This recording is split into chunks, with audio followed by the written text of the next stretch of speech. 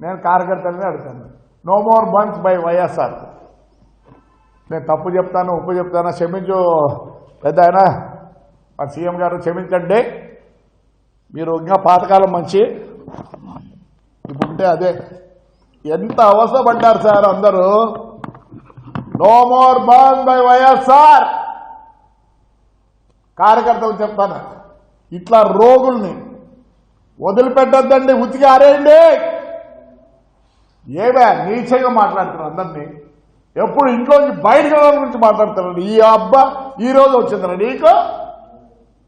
మీ history చెప్తే చాలా అందరూ ఇంట్లో మీ ఊర్లో అడుగు, ఎవరో ఇప్పారు చెప్తాను. చెప్పురా, అడుగురా, ఇంకా చాలా చెప్పకుండా మానుకోరా. ఏడుపండి, ఏడుపు. మా ఇంట్లో ఆడవాళ్ళు, మా వాళ్ళు ఎట్టుకొచ్చి నా కొడుకులు, మా ఇంట్లో మా కోడళ్ళు, మా భార్య, నా కొడుకు, ఎంతమంది చూపే పెట్టినావు మా ఇంట్లో.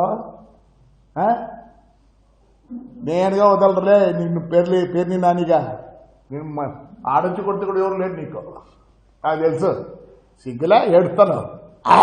ఆడేళ్ళండి వీళ్ళంతా ఆడవాళ్ళు కాదు. పవన్ కళ్యాణ్ గారి వాళ్ళు భార్యలు ఆడవాళ్ళు కాదు.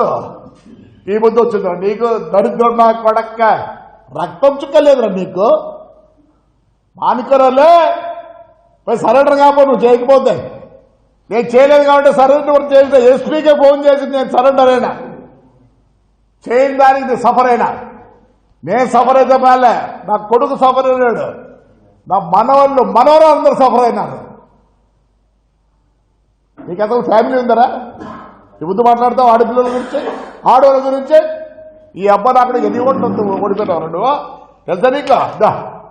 ఎన్ని ఓట్లతో ఓడిపోయినారా? 50,000 చిల్లరతో ఓడిపోయినావు.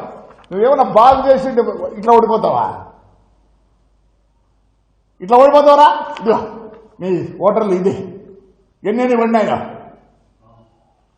52,000 రా నీకు. నీ మెజారిటీ. నువ్వు ఈ ముందు మాట్లాడతాను. బియ్యం అమ్ముకుంటే నా కొడక, బియ్యం అమ్ముకుంటేది ఇవన్నీ నీ భార్య పేరు పెడతాను. బాధ వచ్చింది నీకా? ఇతరులు అంత ఆడవాళ్ళు కాదా?